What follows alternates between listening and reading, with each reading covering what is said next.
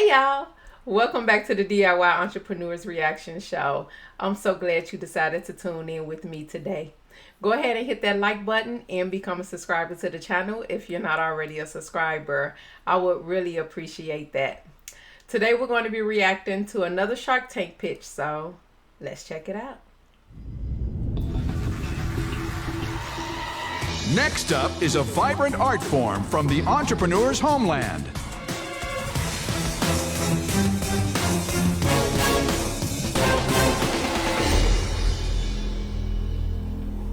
Nangindip Sharks.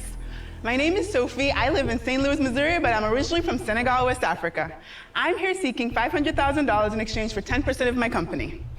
I was born into the Wolof tribe, and in the Wolof tribe, weaving is passed down generationally, from grandmothers to mothers to daughters to granddaughters. Senegal is full of joy, color, laughter, and life. Senegal is brimming with abundance. But when I first came to the States, I was shocked to learn that many people's perception of Africa was so interwoven with poverty. This was such a stark contrast from the place that I grew up. I wanted to weave my heritage into an art form that told the true story of African craftsmanship. That's why I created Expedition Subsahara. Our beautiful, vibrant baskets are made by artisans in Senegal, all by hand and with love. Our mission, to interject joy, color, and culture into every home with our handcrafted storage and home decor solutions. And with Expedition Subsahara, I'm dedicated to giving back to the very community that raised me. Now, I know that I'm standing amongst sharks, but make no mistake, I am a lion. I know that's right. Love it. Transforming the home goods space by banishing boring storage and making this world a more cultured, more colorful place, one happy basket at a time. Sharks, in front of you, you'll find your very own Expedition Subsahara basket so that you too can add some color in your lives. Wow. So tell us about, is there a purpose for each one? Because we have 3 different shapes here. Yeah, we've taken our traditional craftsmanship and we've made modern vessels. They're beautiful. This big one, for example, is actually our best seller, and it's used mostly for a hamper. And these are hand woven? They're all hand woven. Wow. In Senegal, and you import them in? Yes. And what's it made out of? Like, it reminds me of lanyard. So they're actually made from sweet grass, elephant grass. We use a variety of grasses, and then all the color you see is from recycled plastics. Yeah, okay. And what does it cost? How much would this particular one cost? That one would probably cost, fully landed, $18, and we sell it for $50. And how do you sell it? Do you sell it online? Do you sell it through retail, or tell us about your sales? We sell 95% online. Our total sales to date is $900,000. For this year? For this year. $900,000? Wow. $900,000. Sophie, I was not expecting that answer. Wow. Nice. Actually, lifetime, we've made $3.6 million. Oh, Why did you do And what did you do last year, Sophie? Lifetime. Last year, we did $1.6 million. You are selling a lot of baskets. Oh, So, girl. Sophie, last year, everybody- 1.6 million. What did you make on that? What So profit? our gross profits was over $1 million, Wow. Wow. What are your On margins 1.6? typically? about 60%. 60%? Yeah. So what's your overhead? Do you not spend any money on anything? So that's our gross profit. So I reinvested into the company quite a Okay, bit. so gross profits was $1 million. What was your What was net your net profit? How much did your... $75,000. 75,000. 75. Okay. Whoa.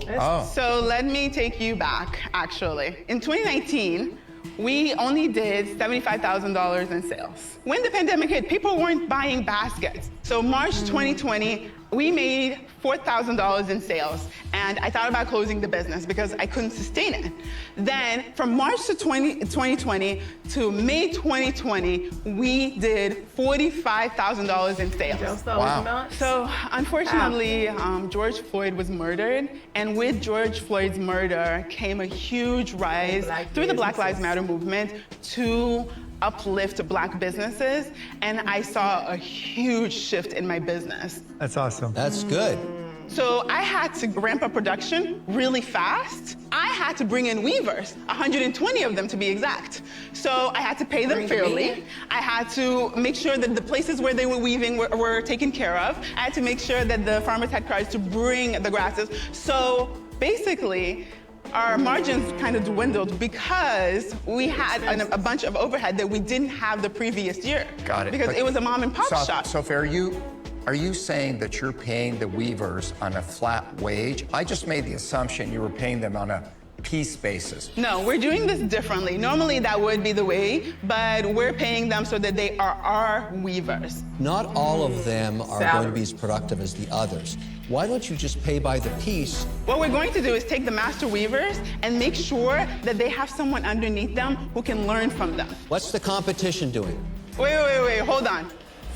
The problem is that's the way it's always been done, and it has done nothing for my community. Those baby weavers are going to end up being master weavers. They have to learn from a master, just like I did, so that people have a living wage. So we're doing things in a way that is different. Good for you. Yes. Sophie, what did you spend on advertising last year? Listen, she said, wait. No, we not coming to be Americanized. I love it. She said, no. We are, this is a generational thing. This is a generational skill. And we're teaching them through generations that they have to be master weavers. We not just coming in and we not going to try to import from China and all of this other good stuff. Baby, she said, wait. I love it. But I want to go and see some of them baskets. I like unique and different storage containers. And so not just the wood drawers and stuff. I like different things. And so I'm going to definitely check them out and see what the prices are. She said that small one was like $50. But when you're thinking of, she's paying a wage, so she's giving them a salary, so to speak, to take care of them. And that's the concept kind of that you want to kind of think of. You're helping a community of people, you know, to have a normal living wage and not taking advantage of their time, but you paying them for what they're worth. And I love, again, I'm not going to get away from that. She said, no, we just can't bring nobody in to do this. It's got to be the master weaver got to show them how to do it in order for the, you know, the value and the quantity or the quality of the baskets to keep and maintain that quality. So I love it. And I love that she stopped him in his tracks. Like, nah, wait, we not doing that. Love it, girl. Sophie, go ahead. Last year, I spent $400,000 on advertising. Whoa. Whoa. So that's where the profit goes. Tell us about your numbers last month. Yes. So last month, we did $160,000 in sales. So your average sale was how much? $206. 206. Yes. Your margins are 60%. The numbers. And then it cost you how much to acquire a customer? It costs me about $116 to acquire a customer. That's You only have $5 money. left. Yeah. Isn't that a lot of money? That's It's a your problem break-even right now. business. That's my problem. Right, is but customer I think So acquisition. you're losing money right now. So last month you lost money. We don't lose money. We kind of just break even. Where do you see the scalability now that you set up these systems and people in place? These are all online. question. Right now, it is harder and harder to acquire a customer the way that we're doing it. So what I need to do is get these baskets to the masses through retail. Oh, you want to go retail? Now you want to go to retail. Whoa. For every customer you acquire, you're actually losing money. And I think that's a big problem. I don't like retail for this because it's going to tie up a ton of capital in inventory.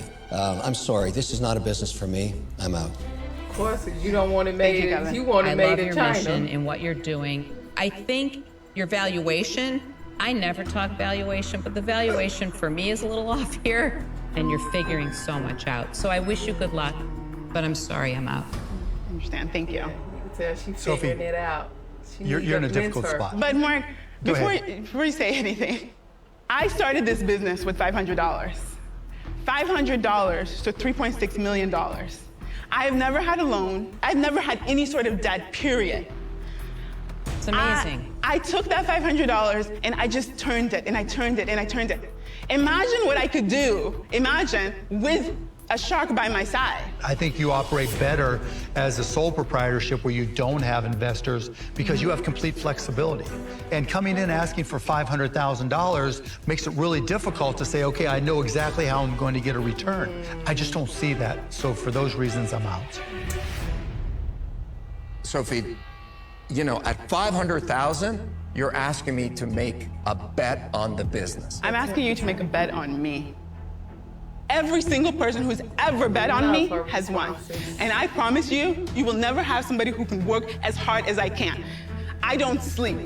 I run the ads. I pack the boxes. I still weave when I need to. I will work like a lion. I promise you. Bet on Make it me. difficult for them to go out. There's a I love difference it. between me betting on you, because I'm willing to do that. Betting on Sophie, I'm in, baby. I'm in all day long. There's no doubt in my mind you're going to make it, but as an investment at $500,000, I just can't do it because I don't see the return, not the return on Sophie. I'm sorry, I'm out. Thank you. Lori, the only one You that's know- still in? You said something that most people don't dang. realize. The only people in history who's ever changed the world are the people who never have accepted somebody saying that's the way it's always been done. Come on. Come on, Damon. That is probably one of the most dangerous statements in the world that anybody says, to have you accept the way it's always been done. Do it The this longer way. you keep doing that, I believe you're going to be okay. This is not an investment for me. Aw, I'm out. great encouragement, Thanks, though. Sophie. Thank Sophie. you, Well done. Sophie. Thank You've you. got it in Ah, here, she Sophie. didn't get a deal. Thank you. Listen, I'm sold on Sophie. I don't know who else ain't sold on Sophie. We understand the Sharks wasn't sold that much. But as an investable business, I can understand all the points that they were making. And in the end, she kind of had to put that out there. Bet on me. That's what she said to Robert. Kind of took him back, had him to kind of recalibrate his, recalibrate his response. He like, look. But I love it that she was so fierce. And she had an answer for every question that was asked. And she had the numbers. Like, she knew her numbers. How much on the average is that? How much did you make last month? What was the return on that? What was your expenses? What's your, cost to acquire a customer? She knew her business. And that's going to be important for anybody that's interested in partnering with someone, right? But it is so unfortunate that she did not get a deal. She came into the tank asking for $500,000, $500K for 10%. And she ended up walking out of the tank with no deal. But I think the exposure is going to do good justice for her, just like it did when the George Floyd thing happened and black businesses, saw a spike in their sales and things like that. I'm glad that she was in a position to bring people in and kind of ramp up her sales and things like that. That's when she said she lost a lot of the money because she put money toward those systems.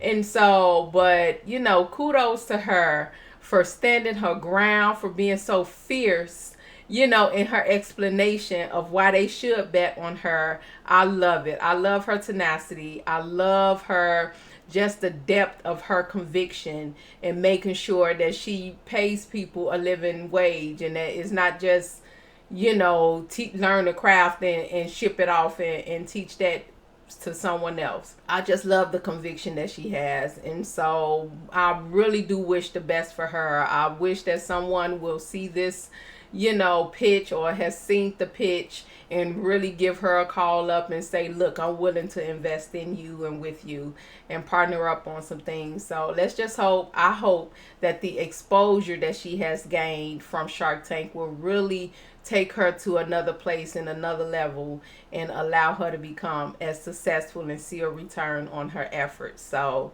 all the best to her, and so many kudos to her in building her business. But thank you guys so much for tuning in and staying until the end. I really do appreciate that. Make sure you hit that like button and become a subscriber to the channel if you like this content. And don't forget to check us out for the next ones. I have never failed betting on myself. So we're gonna continue, and I'm gonna continue betting on my culture, betting on my weavers. We are gonna take over the world one happy basket at a time.